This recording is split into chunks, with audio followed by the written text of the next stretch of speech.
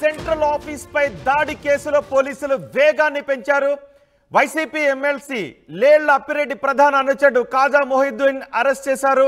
రోషన్ రాములతో పాటు మరో ముగ్గురిని సైతం అరెస్ట్ చేశారు. పరారీలో మరికొంతమంది అనుచరులు ఉన్నారు.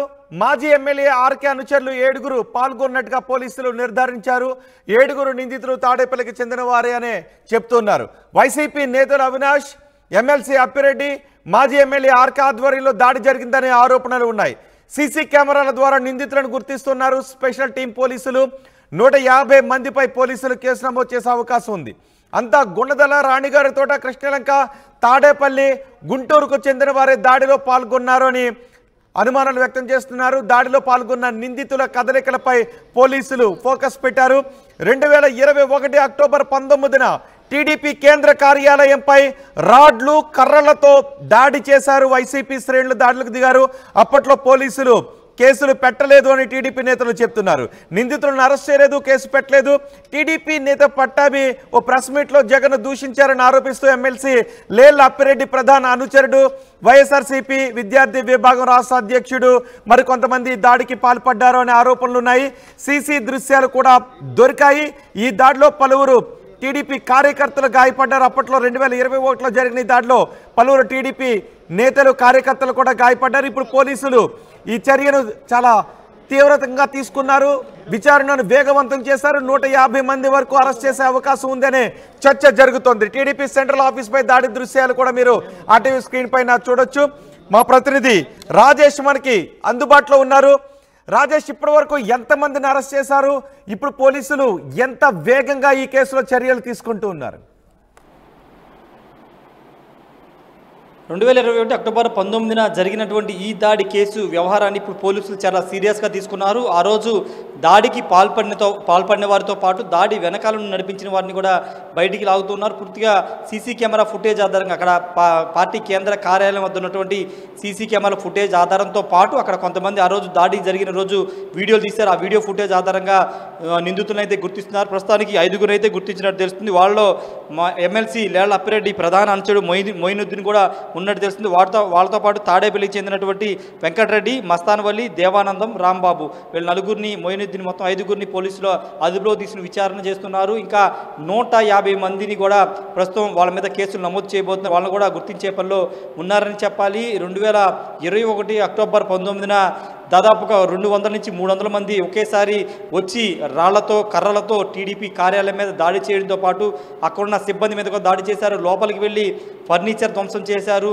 అయితే ఈ దాడి జరిగిన తర్వాత పోలీసులు ఫిర్యాదు చేసినా పట్టించుకోలేదు. పక్కనే కోతవేడు దూరంలో డీజీపీ కార్యాలయం ఉన్న అప్పుడు డీజీపీ గౌతమ్ సవాంగ్ కూడా అంటిముట్టినట్టున్నారు, పట్టించుకోలేదు. ఈ నేపథ్యంలోనే కొత్త ప్రభుత్వం కొలువు తీరిన తర్వాత ఈ కేసునైతే బయటికి తీసింది. ఎవరైతే దాడి చేశారో వాళ్ళని అరెస్ట్ చేయడంతో పాటు వాళ్ళ ద్వారా సమాచారం సేకరించి వాళ్ళ వెనకాల ఎవరున్నారనే దానిపైనగా పూర్తి స్థాయిలో విచారణ చేస్తున్నారు. ముఖ్యంగా దేవినేని అవినాష్తో పాటు లేళ్ల అప్పిరెడ్డి, అదేవిధంగా మంగళి ఎమ్మెల్యే ఆళ్ల రామకృష్ణారెడ్డి అనుచరులు ఎక్కువగా ఉన్నట్టు తెలిసింది. ఇటు విజయవాడలోని గుణదల, రాణిగారి తోట, కృష్ణలంక ఈ 3 ప్రాంతాలకు సంబంధించినటువంటి వాళ్ళు ఎక్కువగా ఈ దాడిలో పాల్గొన్నట్టు తెలుస్తుంది. ఇక్కడ కొసమరిపు ఏంటంటే దేవినేని అవినాష్ అంతకుముందు అనేక సందర్భాల్లో తాను తన ముఖ్యమంత్రిని, తన నేతని అన్నారు కాబట్టే దాడి చేయించారని పరోక్షంగా ఆయన చాలా సందర్భాల్లో ఇంటర్వ్యూలో చెప్పారు. ఇప్పుడు ఆ వీడియోలు కూడా ఆ ఇంటర్వ్యూల ఆధారంగా దేవినేని అవినాష్ మీద చర్యలు తీసుకునే అవకాశం అయితే కనపడుతుంది. మరోవైపు గుంటూరు జిల్లా చెందిన ఎమ్మెల్సీ లేళ్ల అప్పిరెడ్డి అనుచరులు, యువజన విభాగంలో ఉన్నటువంటి పానుగంటి చైతన్య వీళ్ళ పాత్ర కూడా. ఈ ఘటనలో పోలీసులపై కూడా కొన్ని ఆరోపణలు ఉన్నాయి. అప్పట్లో ఒక వ్యక్తిని అక్కడ ఉన్న టీడీపీ కార్యకర్తలు పట్టుకుంటే పోలీసులు అతన్ని విడిపించడమే కాదు, పోలీసుల్ని నిర్బంధంలోకి తీసుకున్నారంటూ తిరిగి టీడీపీ నేతలపైన కేసులు పెట్టారంటూ టీడీపీ నాయకులు ఆరోపించారు. సో పోలీసులు డీజీపీ కార్యాలయం పక్కనే ఉన్న మొత్తం విధ్వంసం అంతా పూర్తయిన తర్వాతే పోలీసులు అక్కడికి వచ్చారు. ఇదంతా ఒక ప్లాన్డ్ ప్రకారం జరిగిందని ఆరోపిస్తున్నారు. సో ఇప్పుడు వైసీపీ కార్యకర్తలతో పాటు పోలీసులపై కూడా ఏదైనా చర్యలు తీసుకునే అవకాశం ఉందా అప్పుడు డ్యూటీలో ఉన్న పోలీసులపైన? ఖచ్చితంగా ఆ రోజు దాడి జరిగిన తర్వాత మాకు సమాచారం లేదు అని పోలీసులు రాలేదు. దాడి జరిగిన తర్వాత వచ్చి ఏదో తూతూ మంత్రంగా కేసులు ఏదో పెట్టామని చెప్పారు. కానీ అక్కడ అంత పెద్ద ఎత్తున కారులో కర్రలతో, రాళ్లతో తీసుకొచ్చి దాడి జరుగుతుంటే పక్కనే ఉన్న డీజీపీ ఆఫీస్లో కనీసం ఎవరూ స్పందించలేదని టీడీపీ నేతలు అప్పట్లో చెప్పారు. అంతేకాదు తిరిగి తమ మీద కేసులు పెట్టారని కూడా చెప్పారు. ఈ నేపథ్యంలో ఆ టైంలో అక్కడ ఉన్నటువంటి సీఏతో పాటు మంగళగిరి డీఎస్పీ ఎవరైతే ఉన్నారో వాళ్ళ మీద కూడా చర్యలు ఉండే అవకాశం కనబడుతుంది. ఫర్దర్గా ప్రస్తుతం ఇన్వెస్టిగేషన్ చేస్తున్నారు చేస్తున్నారు కాబట్టి ఎవరున్నారు, ఎవరు చేయించారు అనే దానితో పాటు పోలీసుల పాత్ర మీద కూడా విచారణ జరిగే అవకాశం ఉంది. ఎందుకంటే అక్కడ అంత పెద్ద ఎత్తున ఒక పార్టీ కార్యాలయం మీద అంతమంది వచ్చి దాడి చేస్తుంటే కనీసం స్పందించాల్సినటువంటి మంగళగిరి పరిధిలో ఉంటుంది, అది డిఎస్పీ మంగళగిరి పరిధిలో ఉంటుంది. డిఎస్పీ కానీ లేకపోతే సిఐ కానీ వీళ్ళ మీద ఖచ్చితంగా చర్యలు ఉండే అవకాశం అయితే కనబడుతుంది. చూడాలి మరి దీని మీద ఏ విధమైన విచారణ సాగుతుందో. ఆల్రెడీ విచారణ వేగవంతం చేస్తున్నారు కాబట్టి వీళ్ళు వెనకాల ఉన్న వాళ్ళని కూడా అదుపులో తీసుకుని పూర్తి స్థాయిలో విచారణ చేసే అవకాశం ఉంది. తర్వాత మాత్రమే పోలీసుల వద్దకి వెళ్ళే అవకాశం అయితే ఉంది. రోహిత్, రైట్ రాజు, ఇప్పుడు పెడుతున్న కేసులపై వైసీపీ నేతలు ఏమన్నా రియాక్ట్ అవుతున్నారా?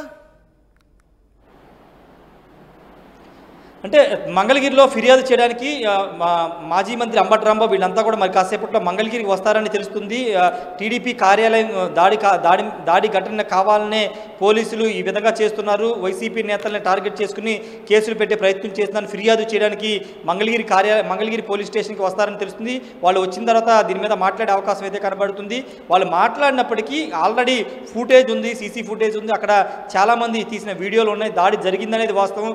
చాలామంది దేవినేని అవినాష్ లాంటి వాళ్ళే మా నాయకుడిని అంటే ఊరుకునేది, ఎవరి మీదైనా ఇలాగే దాడులు చేస్తామంటే బహిరంగానే ఆ రోజుల్లో ప్రకటన చేశారు. కాబట్టి ఇవన్నీ ప్రూఫ్లుగా ఉన్నాయి. కాబట్టి వైసీపీ నేతలు ఇప్పుడు ఫిర్యాదు చేసినా ఆల్రెడీ ఆ ప్రూఫ్ల ఆధారంగానే పోలీసులు ఇన్వెస్టిగేషన్ చేస్తున్నారు. కాబట్టి ఖచ్చితంగా దోషులను అయితే పట్టుకునే అవకాశం కనబడుతుంది. రోహిత్, రైట్ రాజేష్, 2021 అక్టోబర్ 19న మంగళగిరిలో టీడీపీ సెంట్రల్ ఆఫీస్పై దాడి జరిగింది. ఆ కేసును ఇప్పుడు పోలీసులు వేగవంతం చేశారు. టీడీపీ సెంట్రల్ ఆఫీస్పై దాడి కేసులో వేగాన్ని పెంచారు పోలీసులు. వైసీపీ ఎమ్మెల్సీ లేళ్ల అప్పిరెడ్డి ప్రధాన అనుచరుడు కాజా మొహిద్దీన్ అరెస్ట్ చేశారు. రోషన్ రాములతో పాటు మరో ముగ్గురిని సైతం పోలీసులు అదుపులోకి తీసుకున్నారు. అరెస్ట్ చేసి మంగళగిరి రూరల్ పోలీస్ స్టేషన్కు తరలించారు. మరి కొంతమంది పరారీలో ఉన్నారు. మాజీ ఎమ్మెల్యే ఆర్కే అనుచరుడు 7 ఈ దాడిలో పాల్గొన్నట్టుగా పోలీసులు నిర్ధారించారు. 7 నిందితులు తాడేపల్లికి చెందిన వారే అని చెప్తున్నారు. వైసీపీ నేతలు అవినాష్, ఎమ్మెల్సీ అప్పిరెడ్డి, మాజీ ఎమ్మెల్యే ఆర్కే ఆధ్వర్యంలో దాడి జరిగిందనే ఆరోపణలు ఉన్నాయి. సీసీ కెమెరాల ద్వారా నిందితులను గుర్తిస్తున్నారు స్పెషల్ టీం పోలీసులు. 150 మందిపై కేసు నమోదు చేసే అవకాశం ఉందని తెలుస్తోంది. అంతా గుణదల, రాణిగారి తోట, కృష్ణలంక, తాడేపల్లి, గుంటూరుకు చెందిన వారే ఈ దాడిలో ఉన్నారని చెప్తున్నారు. దాడిలో పాల్గొన్న నిందితుల కదలికలపై పోలీసులు ఫోకస్ పెట్టారు. ఈ దాడిలో పాల్గొన్న నిందితులందరినీ కూడా ఇప్పుడు ఖచ్చితంగా అరెస్ట్ చేస్తామని పోలీసులు చెప్తున్నారు.